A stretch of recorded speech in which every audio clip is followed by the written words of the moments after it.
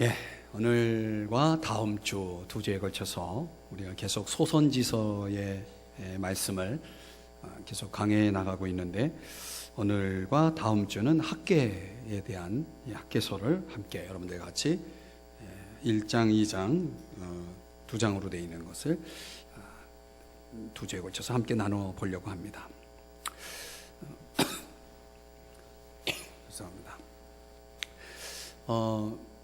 슬프고 짠한 이야기가 있어서 여러분에게 소개하면서 말씀을 시작하려고 합니다. 한 남자의 러브 스토리입니다.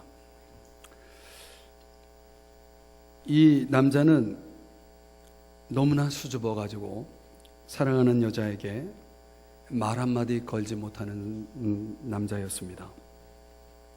이제 학교 신입생 환영회 때부터 쭉 지켜본 같은 학년의 여학생을 사랑하는 남자의 이야기입니다. 한 번이라도 마음먹은 자기의 그 마음을 털어놓고 싶어하는 그런 충동이 있었지만, 그런 또 생각이 있었지만, 이 부끄러움이 많다 보니까 결국은 한마디 말도 못 걸어보고 군대에 가게 되었습니다. 그리고 이제 군대 갔다 와서 이제 복학을 다시 했는데, 그런데 이게 웬일입니까?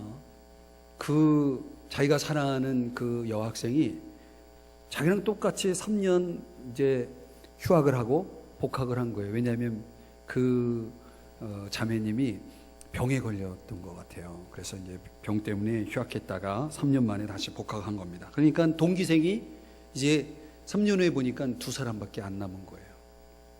그러니 같은 동질감도 느끼고 수업도 같이 들으니까 당연히 이제 점점 가까워집니다. 얼마 후에 용기를 내서 드디어 사랑을 고백했습니다. 수줍게 고백하는 이 남자의 고백을 그 여학생이 받아들여 가지고 이제 행복한 시간을 보내고 있었습니다. 그 행복한 시간을 보내던 어느 날, 이 남자와 여자는 자전거를 타고 하이킹을 즐기고 있었습니다. 그런데 이게 웬일입니까? 운명의 장난입니까? 행복에 빠져있던 그들 앞에 덤프 트럭이 달려든 겁니다. 그래가지고 그 미처 트럭을 피하지 못해가지고 그만 트럭에 치여서 병원으로 후송이 됐는데, 피투성이가 된 채로 의식을 잃고 있는 그 와중에도 이 남자는, 이 남학생은 계속 여학생의 이름을 부르는 겁니다. 절규하면서. 큰일 났습니다. 의식을 잃은 그녀의 침대 앞에서 그녀의 얼굴을 매일 지켜보면서 편지를 씁니다. 편지를 쓰면서 그동안 말로 다 하지 못했던 것을, 이 사랑의 고백을, 편지를 딱 쓰면서, 그런데 안타깝게도 그렇게 그녀는 그 남자를 떠나고 맙니다. 유품을 정리하던 중에 그녀의 동생이 우연히 그 여학생 동생이 그 노트를 하나 발견하게 됐는데, 그동안 자기가 그 마음속에 있었던 것들을 기록한 내용이에요. 그래서 그 사랑의 노트를 보면서 슬픈 그들의 사연을 듣고 그 동생의 선배가 작곡을 해주었습니다. 작곡. 그래서 그녀가 쓴 이제 그 사랑의 그 독백을 이제 노래 가사로 만들어 가지고 동생이 그 비극적인 사랑을 사람들 앞에 알리고 싶어 가지고 노래를 부르고 대학 가요제에 나간 거예요. 그 대학 가요제 예선은 통과했는데 무슨 이유인지 모르지만 본선에서 그만 탈락하고 맙니다. 그런데 이 사람들이 그 입에서 입으로 지금도 저 경북 쪽에 가면은 지금도 이 노래를 아는 사람들이 있다는 거예요. 이 슬픈 노래의 가사는 이런 가사입니다. 따르릉 따르릉 비켜나세요. 자전거가 나갑니다. 따르르르릉. 저기 가는 저 사람 조심하세요. 우물쭈물 하다가는 큰일 납니다. 제가 웃음을 참고 이 서론적인 얘기를 하느라고 힘들었습니다. 우물쭈물 하다가는 큰일 납니다. 네. 자, 오늘 진정을 해야 되는데 진정이 안 되네요. 자, 오늘 이제 학개서를 우리가 함께 이제 살펴보겠는데, 자, 본서는 이 성전 건축을 촉구하는 그런 내용을 다루고 있습니다. 이 학개라고 하는 이 선지자 이름의 뜻은 왜 이렇게 눈물이 나죠? 굉장히 슬픈 이야기, 너무 짠한 이야기를 하다 보니까 눈물이 나서 잠깐만요. 네, 아무것도 닦을 게 없네요. 눈물이 나서 너무 슬퍼서 우물쭈물 하다가는 큰일 납니다. 네, 계속 묵상을 하시기 바랍니다. 이 학개는 이름이 무슨 뜻이냐면 나의 절기라는 뜻입니다. 나의 절기. 절기라고 하는 것은 영어로 말하면 페스티벌입니다. 페스티벌. 그 축제란 뜻이죠. 여러분, 축제는 말 그대로 잔치입니다. 그렇죠? 기쁨이 넘치는 잔치. 그래서 이 학개라고 하는 선지자의 이름 속에는 아주 그 기쁨의 축제를 의미하는 그런 상징의 의미가 들어있는 것입니다. 우리는 이제 이 학개라고 하는 선지자가 도대체 어떤 사람인지 그 사람에 대해서 좀 알 수 있는 여러 가지 이렇게 내용들을 성경에서 찾아보려고 해도 잘 이렇게 소개되어 있지 않습니다. 아마도 이 학개 선지자의 나이는 이 학개 예언서를 기록할 때만 해도 한 80 정도 되는 아주 노년의 선지자였던 걸로 알고 있습니다.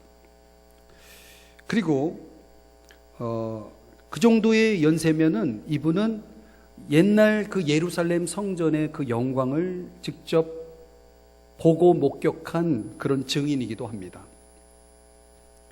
그래서 그런 이 학개 선지자에게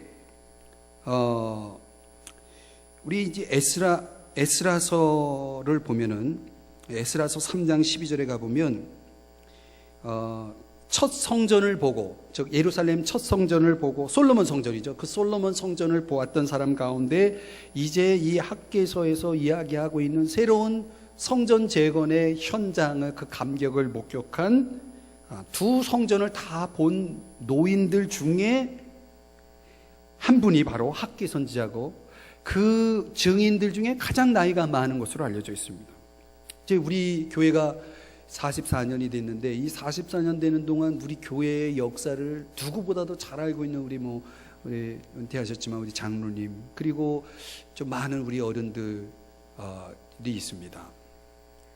그래서 저는 이제 우리 교회가 앞으로 한 이제 6년 지나면 보통 이제 교회가 50주년, 60주년 이런 기념적인 그런 그 행사를 하지 않습니까? 그래서 이제 이 교회의 어떤 그런 그 역사적인 것들을 좀 우리 성도님들한테 많이 듣고 또 자료도 모으고 해서 좀 우리 교회가 그동안 이렇게 흘러온 그런 역사를 좀 돌아보고 하나님께 감사하는 그런 시간도 가졌으면 좋겠다, 그런 마음도 들고, 오늘 같은 날 이렇게 교회 생일인데 좀 교회에 대해서 이런 것 또 행사도 할 수도 있는데 44년째이기 때문에 그냥 이렇게 좀 간단하게 하고 넘어갑니다. 이 학개 선지자는 어떤 사람이냐면 옛날에 그 영광스러웠던 교회의 모습을 본 사람입니다. 성전의 모습을 보고 지금은 이제 또 새로운 모습을 또 보고 있는 것입니다. 이 포로 생활에서 돌아온 이스라엘 백성들이 한 5만 명 정도가 있었는데요, 그 사람들은 포로 생활을 하면서 이제 나라도 빼앗기고 성전도 빼앗겼기 때문에 그들이 하나님을 예배할 수 있는 장소가 없었던 거예요. 그래서 하나님을 예배하기 위해서 그들이 만들어 놓은 것이 뭐냐면, 우리가 회당이라는 단어를 한번 여러분 복음서에서 보셨겠지만 회당 운동이 일어납니다. 그래서 말하자면 그냥 예배초소, 기도초소처럼 이렇게 작은 공간을 마련해서 그들이 이제 하나님을 예배하는 장소로 대신했다는 거죠. 그런 대체물로 사용했던 것입니다. 그 주도적인 역할을 한 선지자가 누구냐면 학개, 스가랴, 말라기 이 세 선지자입니다. 이 세 선지자들이 그런 일들을 했던 것이죠. 그런데 이제 그럼에도 불구하고 이 성전에 대한 그림을 지울 수가 없는 겁니다. 주전 586년에 성전이 파괴됐고, 그리고 세월이 흘러서 주전 539년에 성전 재건을 위한 열망이 싹트기 시작합니다. 좀 역사적인 이야기를 여러분에게 소개하는 거예요.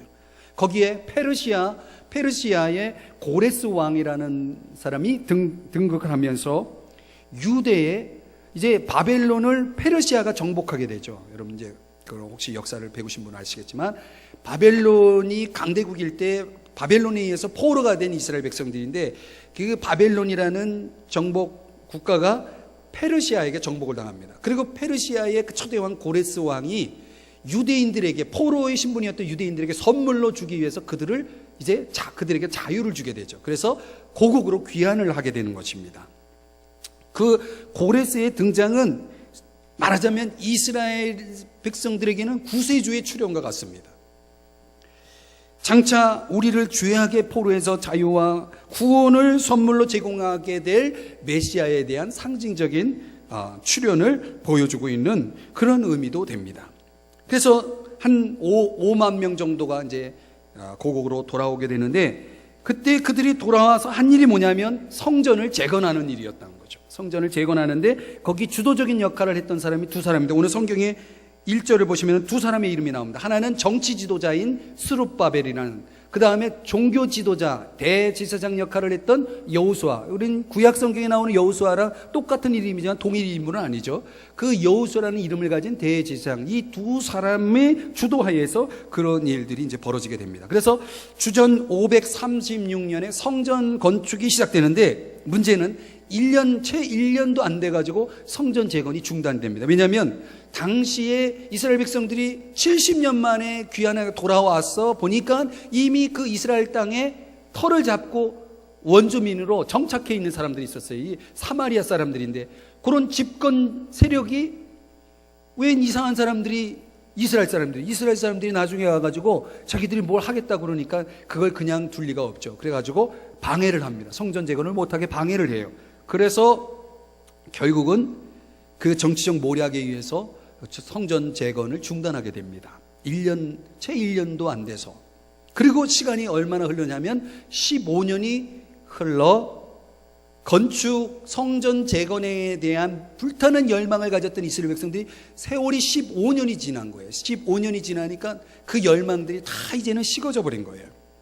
그리고 그들은 꿈도 잃어버리고 다시 일상 속으로 들어갑니다. 그리고 일상 속으로 들어가다 보니까 사람들이요, 여러분 잘 들어보세요. 영적인 의미가 있습니다.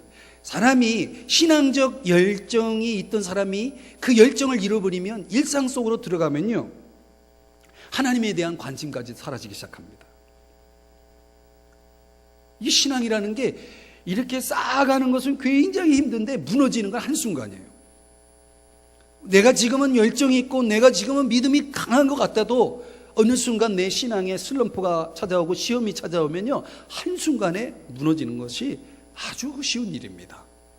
그 이스라엘 백성들이 15년이라는 세월을 지나면서 그들이 가지고 있었던 하나님을 향한 열정과 열망도 점점 희미해지기 시작했던 거예요. 그때 주전 520년, BC 520년에 새로운 왕 다리오라고 하는 왕이 등장을 하게 됩니다. 그때 이제 하나님의 부름을 받고 백성들로 하여금 성전 재건의 열망을 다시 일깨우기 위해서 하나님이 쓰신 선지자가 다름 아닌 학개 선지자입니다. 자, 여기까지 이제 배경적인 설명을 드린 겁니다. 그러면 우리가 생각해 볼 때 저와 여러분에겐 이스라엘 백성들이 가지고 있었던 예루살렘 성전이 도대체 왜 필요한가, 그들에게 있어서 왜 성전 재건이 그렇게 중요해야 했는가라고 하는 것에 대해서 사실은 저와 여러분에게는 그렇게 크게 의미적으로 다가오지는 않습니다. 다시 말하면 뭐 건물을 하나 짓는 그 자체가 그게 뭐 특별한 의미가 있겠습니까? 중요한 의미는 아니에요.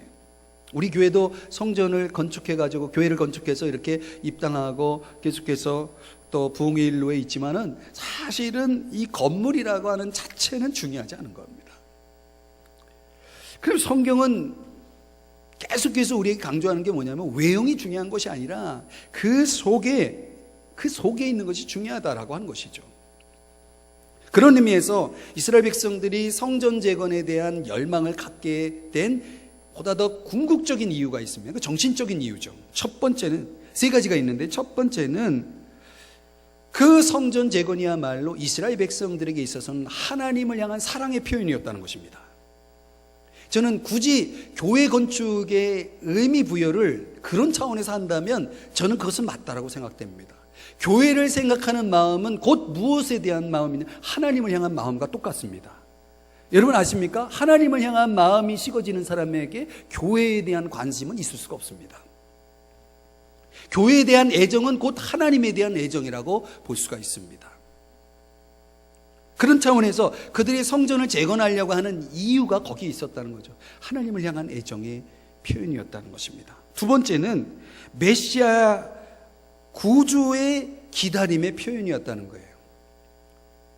성전은 하나님이 계신 곳, 임재하신 곳인데 궁극적으로 보면은 다시 오실 구세주 메시아에 대한 기다림의 표현일 수 있다는 것입니다. 다시 말하면 하늘나라의 소망을 간절히 갖고 있는, 저 천국에 대한 소망을 간절히 갖고 있는 사람들의 심령 속에는 그 교회를 향한 열정이 있는 것입니다. 교회를 향한 열정, 오늘 오전에도 설교를 드렸지만 막달라 마리아가 가지고 있었던 그 열정은 하나님 나라에 대한 그 소망이 있었기에 가능했다는 것입니다. 저는 그래서 지금도 재림의 소망을 가지고 있는 사람, 그들의 그 심령 속에는 하나님의 교회를 향한 열정이 있다고 저는 믿습니다. 안 그래요?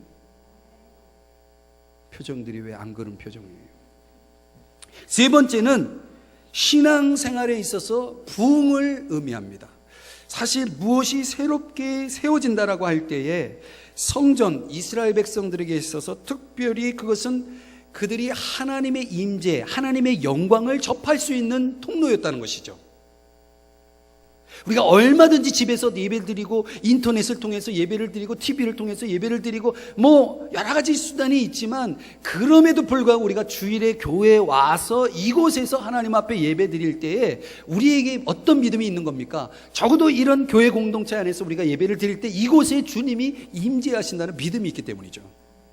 그리고 그런 믿음 속에서 우리는 또 놀라운 영적 부흥을 경험하는 거죠. 하나님을 만나는 역사. 저의 신앙의 과정 속에 예배를 통해서 하나님이 저 개인에게 부어주신 은혜라고 하는 것은 말로 다 할 수가 없습니다. 그리고 특별히 저는 말씀을 들을 때도 은혜가 있었지만, 특별히 함께 회중들과 더불어 찬양할 때 그렇게 감격스러울 수가 없어요. 그래서 여러분은 아시는가 모르지만 저는 주일에 부를 선곡, 찬양을 선곡할 때 상당히 신중합니다. 말씀의 주제와 전체 예배에 있어서 어떤 그런 핵심적인 것들을 생각하면서 이 찬양을 부르면서 우리 성도님들이 하나님을 만날 수 있는 찬양을 선곡하기 위해서 아주 신중하게 고르거든요. 근데 실제로 많은 경우에 그 찬양 속에서 하나님의 임재를 경험하는 사람들이 있습니다. 부흥이죠. 하나님의 음성을 듣고 하나님 앞에 우리의 헌신을 바치고, 이런 아름다운 역사는 결국 부흥의 의지, 내 영혼이 살고자 한다라고 하는 그런 부흥의 의지를 표현하는 차원에 있어서 굉장히 중요하다고 저는 생각이 됩니다. 자, 이스라엘 백성들이 왜 그들은 성전을 재건하는 일을 그렇게 중요시 했는가의 이유를 살펴봤는데, 이것은 오늘 이 시대를 사는 우리 그리스도인들, 저와 여러분에게도 다르지 않다는 거죠. 하나님을 향한 그 애정, 그 사랑을 회복하기를 원하는가, 또 메시아 구주 되신 우리 주님이 다시 오신다는 이런 열망, 그 기다림의 불꽃이 다시 타오르기를 원하는가, 또 내 안에 부흥의 간절한 의지가 있는가. 오늘 이것이 여러분의 교회 생활에 다 묻어나오게 되어 있습니다. 틀림이 없습니다. 교회는 왜 중요한가? 그런 차원에서 중요하다는 거죠. 만약 교회가 없다면, 공동체가 없다면 우리의 신앙을 측량할 수 있는 방법이 하나도 없어요. 내가 정말 하나님을 사랑하는지, 내가 정말 하나님을 잘 믿고 있는지, 그거를 판단해낼 수 있는, 평가할 수 있는 기준이 없어진다는 것입니다. 이 교회는 굉장히 중요한 거예요. 그런 의미에서 오전보다 더 강하게 여러분들에게 말씀을 드립니다. 오후에 이 3부 예배에 참여하신 분들은 다 신앙이 좋은 분들이기 때문에 제가 더 적나라하게 말씀을 드리는 거예요. 자, 그러면 오늘과 다음 주에 이어서 계속 이 학계 학개서에서 지금 강조하고 있는 부분이 이런 거예요. 그런 걸 위해서 이 2장에 해당하는 이 학개서는 설교가 4편이 들어 있습니다. 4편. 설교가 4개인데 오늘은 1개만 살펴보려고 해요. 왜? 시간이 없으니까. 그리고 다음 주에는 3개를 살펴보려고 합니다. 이게 시리즈 드라마입니다. 그러니까 다음 주에도 또 오셔야 됩니다. 첫 번째 설교 주제는 한번 따라합시다. 성전을 재건하라. 이 말은 무슨 얘기냐면 성전 재건이 어떻게 되어 있는 상태냐면 중단되어 있는 상태이기 때문에 너희들 이제 성전을 재건하라 이렇게 말씀을 하고 있는 것입니다. 말씀드린 대로 사마리아 집권자들의 방해와 모략에 의해서 성전 건축이 멈춰져 있는 것입니다. 재건이. 어떤 사람들은요 시간이 지나면서 그 해석을 잘못 내립니다.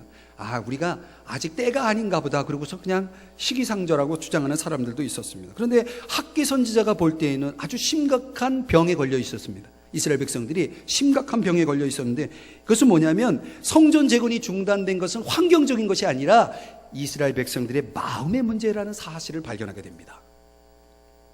결국 우리 신앙의 위기는요, 신앙의 갈등이라고 하는 것은 근본적으로 보면은 신앙의 문제는 마음의 문제입니다.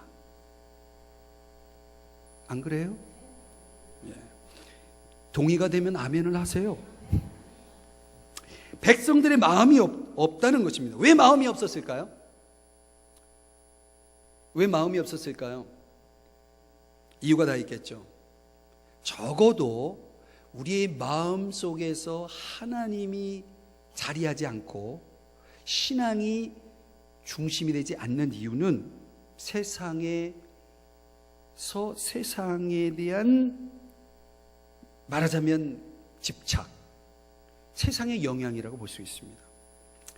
여러분, 우리가 사는 이 세상은 비성경적인 세상이라는 것을 아셔야 됩니다. 하나님에 대해서 호의적이고 하나님에 대해서 반응하고 하나님을 높이는 세상이 아니라 하나님에 대해서 냉소적이고 하나님에 대해서 아주 냉혹하게 하나님을 멀리하는 그런 세상에서 우리가 살고 있다는 거예요. 그런데 여러분, 문제는 우리가 그런 세상을 살아가면서 우리도 모르게 그런 세상의 영향을 받는다는 것이 문제입니다. 사람들이 하나님을 가까이 하지 않습니다. 예, 대부분 그렇습니다. 그러니 나 혼자 하나님을 가까이 한다고 그게 무슨 의미가 있을까? 사람들은 생각하게 되는 거죠. 여러분, 한 번 열의를 가지고 시작했다가 여러 가지 주변 환경 조건 때문에 그 일을 성취하지 못하면 사람들 어떻게 되는지 알아요? 맥이 빠져버립니다. 힘이 쭉 빠져버리죠. 힘이 쭉 빠져버릴 뿐만 아니라 모든 의지를 상실하는 것입니다. 지금 이스라엘 백성들의 상태는 바로 그런 상태였다는 것입니다. 마음이 식어져 있었던 것입니다. 여러분에게 묻고 싶어요. 여러분의 마음은 어떨까요? 혹시 식어져 있지는 않나요?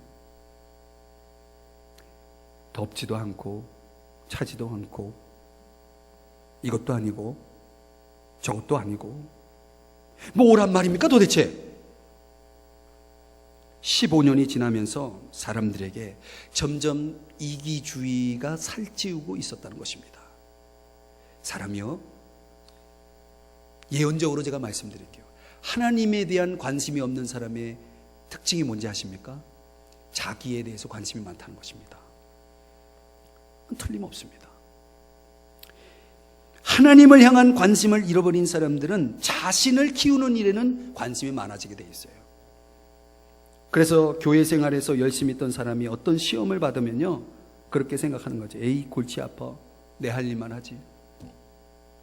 그러면서 사실은 자기 할 일을 열심히 한다는 건 나쁜 일이 아니에요. 그런데 여기에 함정이 있습니다. 뭐냐면 그렇게 낙심하고 절망하고 상심한 사람들의 의식 속에 하나님마저, 하나님이 주신 사명마저, 그리고 하나님 안에서 우리가 누려야 될 영원한 가치마저 식어지고 멀어진다는 게 문제입니다.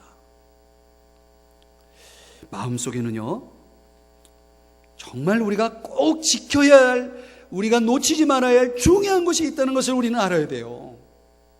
저도 이 3부 예배 드리는 여러분, 우리 직원들이 많이 있는 여러분들 심령 속에는 여러분들이 꼭 잊지 말아야 될, 놓치지 말아야 될 것이 있어요.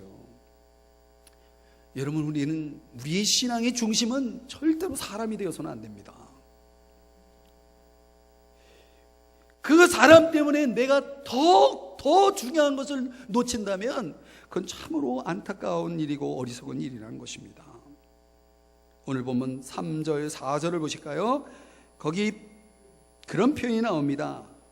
자, 한번 우리가 그래도 한 절을 한번 읽어보겠습니다. 4절을 같이 한번 읽어보겠습니다. 시작.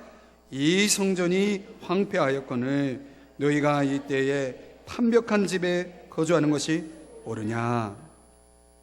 여기 판벽한 집이라고 하는 말이 나오는데 이건 좀 해석이 필요해요. 그 당시로 보면은 아주 화려한 집을 말합니다. 여러분 오해하지 말고 들으시는데요, 하나님과의 관계 속에서 정말 주님을 섬기고자 하는 그 뜨거운 그리고 거룩한 열망을 잃어버린 사람들이 어디에 관심을 기울이기 시작하냐면 세상의 것을 채우는데 관심을 기울이게 되어 있습니다. 학계 선지자의 메시지는 지금 그걸 도전하고 있는 것입니다. 이 4절을 제가 다시 의역해가지고 여러분들에게 오늘 우리에게는 이런 말씀을 던지고 있는 거예요. 너희들이 지금 인생의 우선순위를 상실하고 말았구나, 이렇게 얘기하는 것입니다. 무엇을 상실했다고요? 우선순위를 상실했다니까요. 여러분, 사람은 지혜로워야 합니다. 우리가 이 짧은 인생을 살아가면서 저와 여러분이 절대로 잊지 말아야 될 것은 인생은 짧다는 것입니다.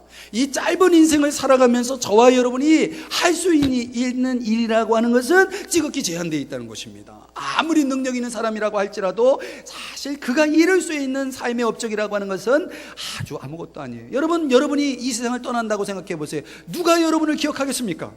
저는 솔직히 말하면 그런 생각을 합니다. 제가 너무 이 젊은 나이에 그런 생각을 한다는 건 좀 여러분들이 생각할 때, 또 다른 사람이 생각할 때 우습게 생각할지 모르지만, 제가 아무리 목회를 열심히 하고 정말 우리 삼성중앙교회의 어떤 부흥에 큰 어떤 기여를 했다고 생각해 보십시오. 그리고 제가 이 세상을 떠난다고 생각해 보십시오. 저를 누가 기억해 주겠습니까? 여러분이 저를 기억할 것 같아요?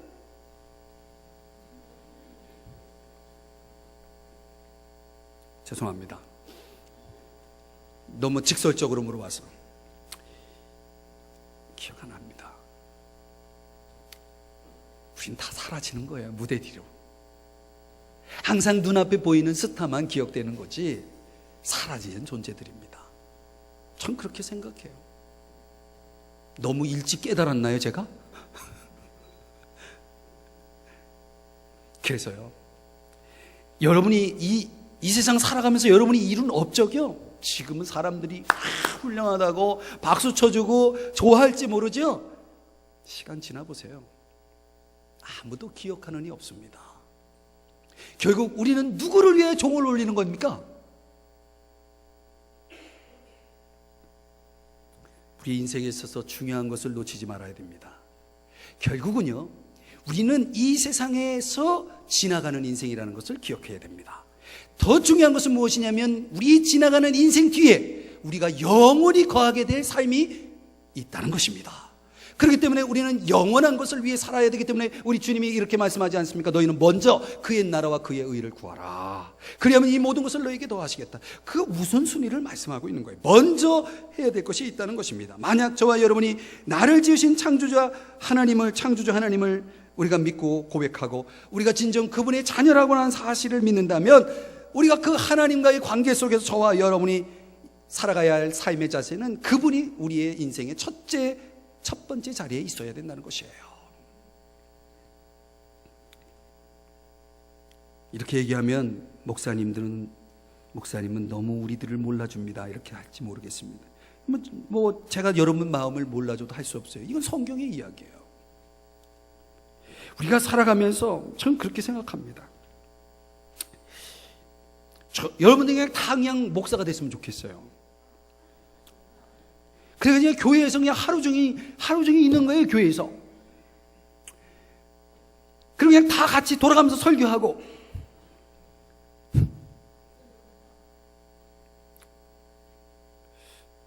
그럴 수 없잖아요.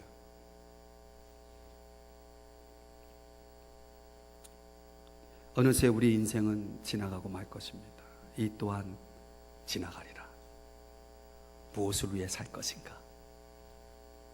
오늘 학계 선지자가 저와 여러분에게 던져주는 질문입니다. 너희들 지금 우선순위가 지금 바뀌어져 있어. 이렇게 이야기를 하고 있는 것입니다. 이 학계 선지자가 외치는 이 외침이, 이 메시지가 오늘 저와 여러분에게도 동일하게 주어지고 있다는 것입니다. 사람이 편안하게 살다 보면요, 고통스러운 일, 희생하는 일이 두려워지게 되어 있습니다. 저도 그런 생각을 해요. 좀 목회 좀 편하게 했으면 좋겠다. 그 편한 목회를 때로는 사모하게 됩니다. 그런데요, 무슨 일이든 그런 것 같아요. 저는 목회자이기 때문에 목회를 하는 사람이고, 여러분들은 다 여러분 나름대로 일을 하면서 살잖아요. 세상에 쉬운 일이 어디 있습니까? 그렇죠. 그런 것 속에서 우리는 잊지 말아야 합니다. 우선순위가 있다는 것을. 주님이 말씀하시는 겁니다. 그런데요, 주님이 또 놀라운 메시지가 6절에 있습니다. 6절. 우리가 6절을 잊지 말아야 됩니다. 자, 우리가 세상의 성공을 향하여, 성취를 향하여 달려가고 있는 동안 우리가 놓치고 있는 또 하나의 교훈이 있습니다. 6절 다시 한번 읽어볼까요? 시작.